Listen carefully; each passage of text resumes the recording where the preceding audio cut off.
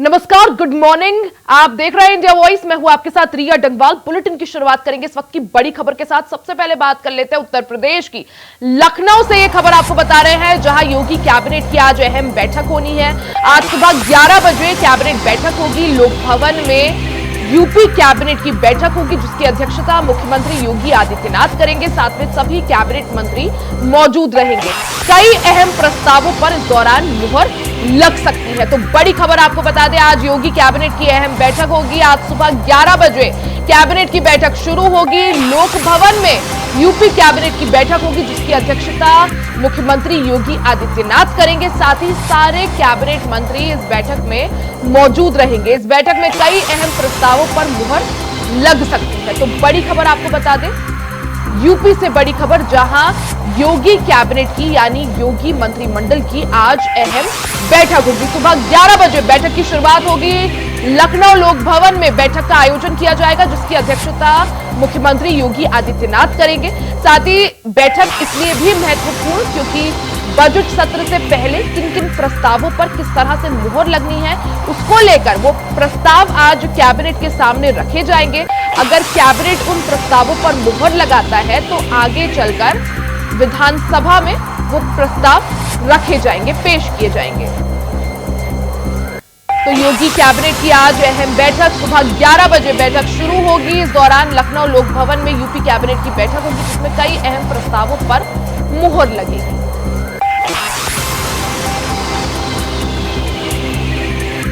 ज्यादा जानकारी के लिए सीधा रुख कर लेते हैं संवाददाता मोहम्मद आसिफ का।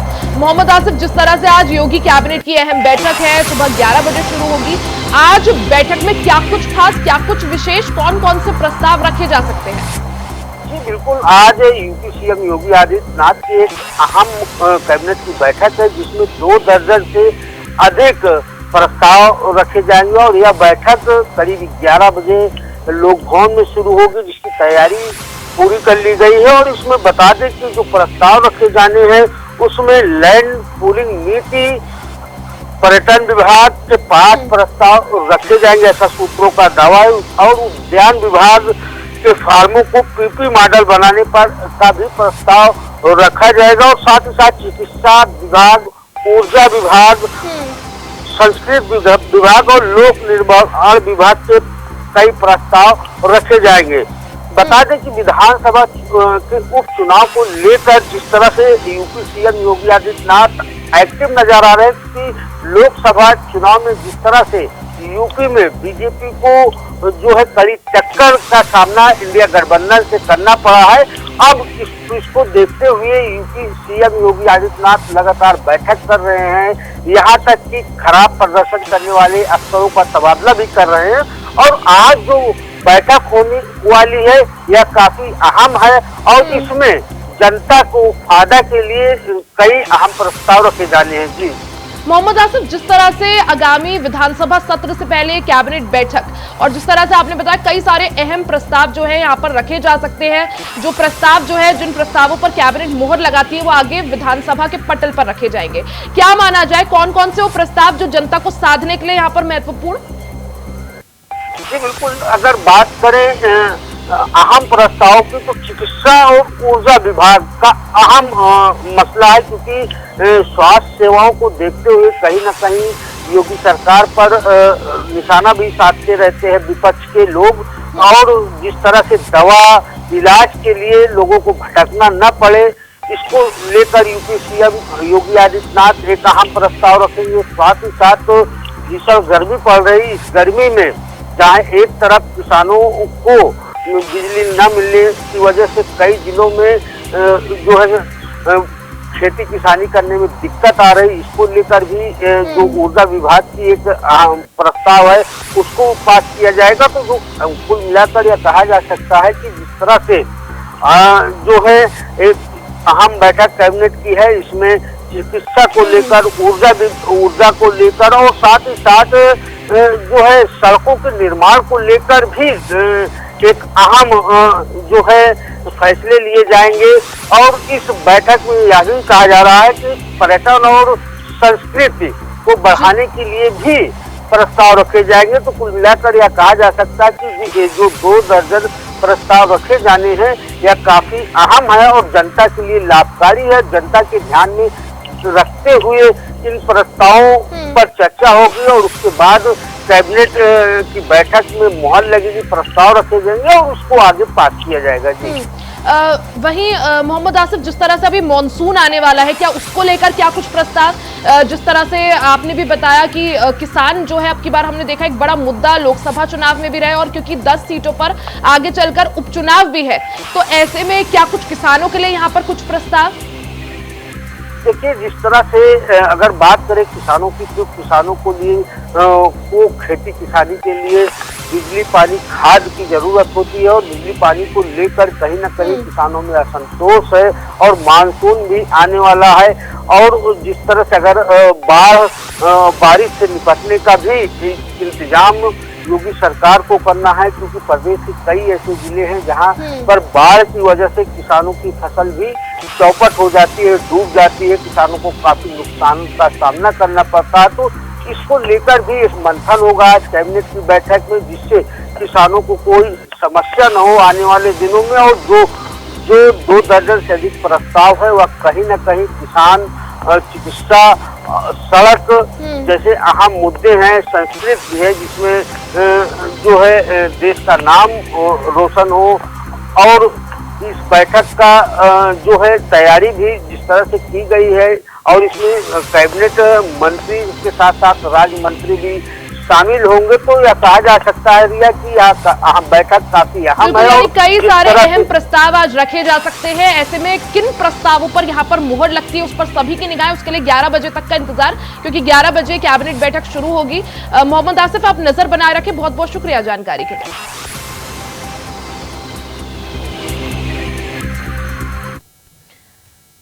वहीं संभल से सपा के सांसद जियाउर रहमान बर्क की गाड़ी ने एक बाइक को टक्कर मार दी। हादसे में बाइक सवार युवक की मौके पर ही मौत हो गई। वहीं घटना की सूचना मिलते ही मौके पर पहुंची पुलिस ने कार ड्राइवर को गिरफ्तार कर आगे की कार्रवाई शुरू कर दी है। जानकारी के मुताबिक यह घटना बीती रात नखासा थाना इलाके के चाहल होटल के पास की बताई जा रही है, जहां सांसद साहब की कार ने एक बाइक को टक्कर मार दी। वहीं मामले में पीड़ित पक्ष ने पुलिस पर मदद न करने और सांसद जियाउर रहमान बर्क को गायब करने का आरोप लगाया है।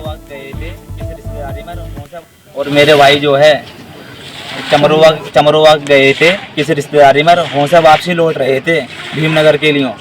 उनका मकान भीमनगर में है और भीमनगर से लौटते समय सांसद जियाउर रहमान बर्क की गाड़ी जो तेज गति से हसनपुर की साइड से आ रही थी और उनकी गाड़ी ने मेरे भाई की गाड़ी को टक्कर मारी। वो जगह पे ही एक्सपायर हो गए और एक्सपायर होने के बाद में उन्होंने गाड़ी जो है अपनी ले जाने की कोशिश करी है, लेकिन गाड़ी जो पुलिस ने वो जब्त कर ली है और जो ड्राइवर भी पुलिस ने पकड़ कर थाने में बंद कर दिया है। लेकिन ड्राइवर भी और गाड़ी भी दोनों ही थाने से फरार हैं, ना ही गाड़ी है उस जगह और पुलिस फुल सपोर्ट में है, उन्हें बचाने का फुल प्रयास कर रही है।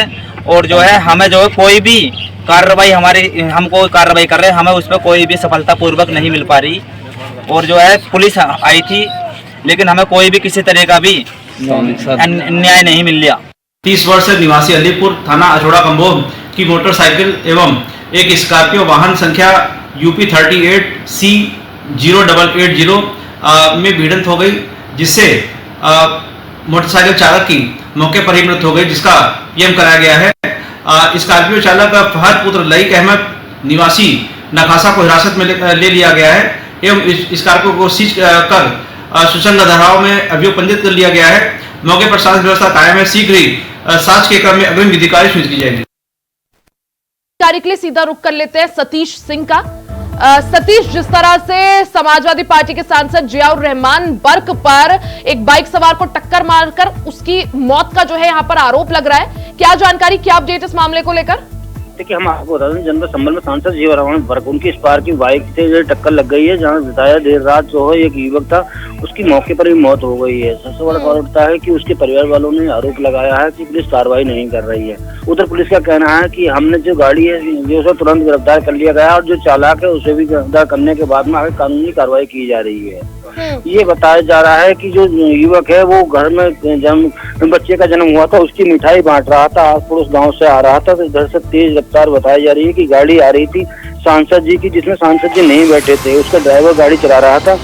तो जो यानी गाड़ी के अंदर जियाउर रहमान बर्क मौजूद नहीं थे हादसे के वक्त? जी नहीं मौजूद नहीं थे, उनका जो ड्राइवर वो गाड़ी चला रहा था। इस बात का जी नहीं, कोई चश्मी गवाही नहीं है, लेकिन ये आरोप लगाया जा रहा है कि जो है गाड़ी ने टक्कर मारी है। और जिस तरह से स्थानीय लोगों का कहना है या जो परिजन है मृतक के, उनका कहना है कि पुलिस जो है मामले में सहयोग नहीं कर रही है। गाड़ी को हालांकि सीज किया गया, ड्राइवर को हिरासत में लिया गया, लेकिन दोनों ही इस वक्त थाने में मौजूद नहीं है, फरार है। देखिए, हम आपको बताएं, जिस प्रकार से घरवालों की तहरीर पर मुकदमा दर्ज किया गया है, तो आगे की पुलिस ने कार्रवाई करते हुए गाड़ी को लिए अपने कब्जे में लेकर के और ड्राइवर को जो है कानूनी कार्रवाई कर जेल भेजा जा रहा है। यानी कानूनी कार्रवाई, क्या एफआईआर दर्ज हुई है इस मामले में सतीश? जी, इन्होंने जिस तरह से घरवालों को तहरीर दी गई थी, उसी मामले में पुलिस ने तुरंत एक्शन लेते हुए गाड़ी के लिए जो ड्राइवर था उसे गिरफ्तार कर लिया गया है। आगे की जांच भी की जा रही है कि इस गाड़ी ने टक्कर मारी है या नहीं मारी है। घरवालों की तहरीर पर मुकदमा तुरंत दर्ज कर लिया गया था। यानी मुकदमा दर्ज हो चुका है। ठीक है सतीश, बहुत बहुत शुक्रिया, आप नजर बनाए रखें। वही खबर मेरठ से है, जहां फैजान नाम के एक युवक से पुलिस की मुठभेड़ हो गई। मुठभेड़ के दौरान आरोपी के पैर में गोली लग गई, जिसके बाद से आरोपी को इलाज के लिए अस्पताल में भर्ती कराया गया। बता दें कि आरोपी फैजान ने थाना लिसाड़ी गेट क्षेत्र में इरफान नाम के एक युवक के घर पर फायरिंग की थी, जिसके बाद से लोगों ने स्थानीय पुलिस को सूचना दी। पूरा मामला मेरठ के लिसाड़ी गेट क्षेत्र के बुनकर नगर का बताया जा रहा है।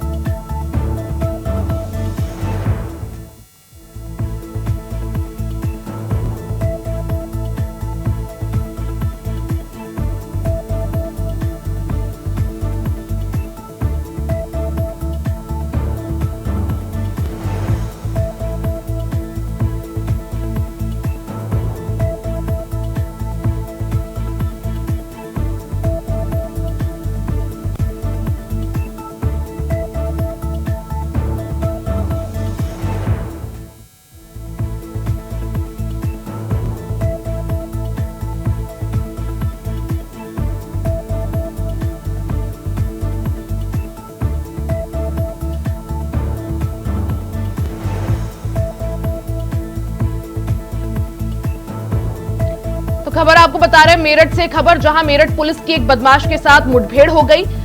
बदमाश के पैर में इस दौरान गोली लगी है, जिसके बाद वो घायल हो गया और पुलिस ने उसे गिरफ्तार कर लिया। बदमाश पर फायरिंग करने का आरोप है। तो मेरठ से खबर, जहां एक युवक और पुलिस के बीच मुठभेड़ हो गई, पुलिस और बदमाश के बीच मुठभेड़ हुई है। मेरठ पुलिस को इस मुठभेड़ में सफलता मिली है और फिलहाल जो बदमाश है वो पुलिस की गिरफ्त पर है। बदमाश पर किसी एक व्यक्ति के घर पर फायरिंग का आरोप है। थाना लिसाड़ी गेट के बुनकर नगर मोहल्ले निवासी इरफान पुत्र बाबू द्वारा थाने पर सूचना दी गई कि उसी मोहल्ले के फैजान एवं गुड्डू पुत्र अयूब द्वारा उन पर जान से मारने की नियत से फायरिंग की गई थी। इस घटना का पुलिस द्वारा तत्परित संज्ञान लिया गया एवं तत्काल सुसंगत धाराओं में अभियोग पंजीकृत कर अभियुक्त की तलाश की जाने लगी। मुखबिर द्वारा भी थोड़ी देर पहले सूचना मिली, उक्त व्यक्ति आमिर गार्डन मोहल्ले में छिपा हुआ है। पुलिस टीम द्वारा उसे घेरने का प्रयास किया गया। पुलिस की घेराबंदी से अपने आप को गिरता देख उसने पुलिस टीम पर फायर किया। पुलिस द्वारा जवाबी कार्रवाई में फायरिंग की गई, जिसमें उसमें दाहिने पैर में गोली लगी और वो घायल हो गया। मौके से उसके पास एक तमंचा 315 बोर का मिला हुआ है। घायल को अस्पताल भेज दिया गया है। जानकारी का पता चला कि इसका नाम फैजान पुत्र अयूब है, जो इस फायरिंग का मुख्य आरोपी था। फील्ड यूनिट मौके पर मौजूद है। अन्य आवश्यक विधिक कार्रवाई की जा रही है। खबर मेरठ से है, जहां राज्य मंत्री स्तर उत्तर प्रदेश सरकार राज्य बाल अधिकार संरक्षण आयोग के अध्यक्ष डॉक्टर देवेंद्र शर्मा ने समीक्षा बैठक की है। इस समीक्षा बैठक में बाल संरक्षण से जुड़े सभी कार्यों की समीक्षा की गई। इस दौरान अध्यक्ष ने निर्देश दिया कि जनपद में बाल श्रम बिल्कुल नहीं होना चाहिए। साथ ही उन्होंने ये भी कहा कि सभी अधिकारी को नशे के विरुद्ध अभियान भी चलाना चाहिए। साथ ही बता दें कि अफसर पर जिलाधिकारी दीपक मीणा, एएसपी क्राइम अमित कुमार, जिला प्रोबेशन अधिकारी अजीत कुमार समेत तमाम अधिकारी मौजूद रहे। मेरठ राज्य बाल संरक्षण आयोग की यह समीक्षा बैठक थी, जिसमें कई निर्णय जो है लिए गए। मेरठ कमिश्नरी की समीक्षा करने आया था। इस कमिश्नरी में जो जिले आते हैं, नोएडा, गाजियाबाद, मेरठ, बुलंदशहर, बागपत, जो भी जिले आते हैं, सभी जिले के अधिकारी मौजूद थे और सभी से चर्चा की है।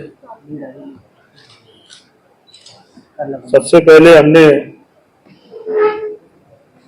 हमारे मुख्यमंत्री योगी आदित्यनाथ जी बच्चों और महिलाओं को लेकर काफी संवेदनशील है और उनकी संवेदनशीलता इस बात को सिद्ध करती है कि जब कोरोना रूपी महामारी थी, बच्चे अनाथ हो रहे थे, उन अनाथ बच्चों की चिंता करने का काम सरकार कर रही है और ऐसे बच्चों को मुख्यमंत्री बाल सेवा योजना के तहत 4,000 रुपया प्रतिमाह पढ़ने के लिए दिया जा रहा है। दूसरा, 1 मार्च 2020 के बाद जिन बच्चों के माँ या पिता में से कोई चला गया हो, ऐसे बच्चों को मुख्यमंत्री बाल सामान्य योजना के तहत 2,500 रुपया प्रतिमाह पढ़ने के लिए दिया जा रहा है। बेटी बचाओ बेटी पढ़ाओ का जो स्लोगन है और जिसको चरितार्थ करने का काम सरकार कर रही है, और आपको जानकर हर्ष होगा कि पहले बेटी जब जन्म लेती थी और जन्म से लेकर 18 साल तक उसको 15,000 रुपया दिया जाता था, लेकिन पिछले रक्षाबंधन को हमारे यशस्वी मुख्यमंत्री जी ने उसको बढ़ाकर 25,000 रुपया कर दिया। का सिलसिला जारी रहेगा। यहां रुकेंगे, एक छोटे से ब्रेक ले, जल्द वापस लौटेंगे, कहीं जाइएगा नहीं। ब्रेक के बाद एक बार फिर से आपका स्वागत है। खबरों में आगे बढ़ते हैं। 18वीं लोकसभा के पहले सत्र का आगाज हो गया। इस दौरान सत्र के आगाज से पहले प्रधानमंत्री नरेंद्र मोदी ने मीडिया से बातचीत करते हुए कहा कि यह वैभव का दिन है। आजादी के बाद पहली बार नई संसद में शपथ समारोह हो रहा है। इस भव्य दिवस पर मैं सभी नवनिर्वाचित सांसदों का अभिनंदन करता हूं और सबको शुभकामनाएं देता हूं। ये नई गति और नई ऊंचाई को प्राप्त करने का समय है। वहीं इस दौरान पीएम ने आपातकाल का जिक्र करते हुए विपक्ष पर जमकर हमला भी बोला। आपको सुनवाते हैं। जब देश की जनता ने तीसरे कार्यकाल के लिए भी एक सरकार को पसंद किया है, मतलब उसकी नीयत पर मोहर लगाई है, उसकी नीतियों पर मोहर लगाई है, जनता जनार्दन के प्रति उसके समर्पण भाव को मोहर लगाई है। और मैं इसके लिए देशवासियों का हृदय से आभार व्यक्त करता हूं। गत 10 वर्ष में जिस परंपरा को हमने प्रस्तावित करने का निरंतर प्रयास किया है, क्योंकि हम मानते हैं कि सरकार चलाने के लिए बहुमत होता है, लेकिन देश चलाने के लिए सहमति बहुत जरूरी होती है। और इसलिए हमारा निरंतर प्रयास रहेगा कि हर किसी की सहमति के साथ, हर किसी को साथ लेकर के मां भारती की सेवा करें, 140 करोड़ देशवासियों की आशा आकांक्षाओं को परिपूर्ण करें। जो लोग भारत की लोकतांत्रिक परंपराओं पर निष्ठा रखते हैं, उनके लिए 25 जून न भूलने वाला दिवस है। कल 25 जून को भारत के लोकतंत्र में जो काला धब्बा लगा था, उसके 50 वर्ष हो रहे हैं। भारत की नई पीढ़ी इस बात को कभी नहीं भूलेगी कि भारत के संविधान को पूरी तरह नकार दिया गया था, संविधान के लीरे लीरा उड़ा दिए गए थे, देश को जेल खाना बना दिया गया था, लोकतंत्र को पूरी तरह दबोच दिया गया था। इमरजेंसी के ये 50 साल इस संकल्प के हैं कि हम गौरव के साथ हमारे संविधान की रक्षा करते हुए भारत के लोकतांत्रिक परंपराओं की रक्षा करते हुए देशवासी संकल्प लेंगे कि भारत में फिर कभी कोई ऐसी हिम्मत नहीं करेगा जो 50 साल पहले की गई थी और लोकतंत्र पे काला धब्बा लगा दिया गया था। हम संकल्प करेंगे जीवंत लोकतंत्र का, हम संकल्प करेंगे भारत के संविधान की निर्दिष्ट दिशा के अनुसार जन सामान्य के सपनों को पूरा करना। ये बहुत ही महान विजय है, बहुत ही भव्य विजय है, और तब हमारा दायित्व भी 3 गुना बढ़ जाता है। और इसलिए मैं आज देशवासियों को विश्वास दिलाता हूं कि आपने हमें जो तीसरी बार मौका दिया है, 2 बार सरकार चलाने का अनुभव हमारे साथ जुड़ा है, मैं देशवासियों का आज विश्वास दिलाता हूं कि हमारे तीसरे कार्यकाल में हम पहले से 3 गुना ज्यादा मेहनत करेंगे। हम परिणामों को भी 3 गुना ला करके रहेंगे, और इस संकल्प के साथ हम इस नए कार्यभार को लेकर के आगे चल रहे हैं। 18वीं लोकसभा में विपक्ष देश के सामान्य नागरिकों की विपक्ष के नाते उनकी भूमिका की अपेक्षा करता है, लोकतंत्र की गरिमा को बनाए रखने की अपेक्षा करता है। मैं आशा करता हूं कि विपक्ष उसमें खरा उतरेगा। इसी के साथ उस बुलेटिन में फिलहाल के लिए सिर्फ इतना ही। खबरों का सिलसिला जारी रहेगा, बने रहे हमारे साथ।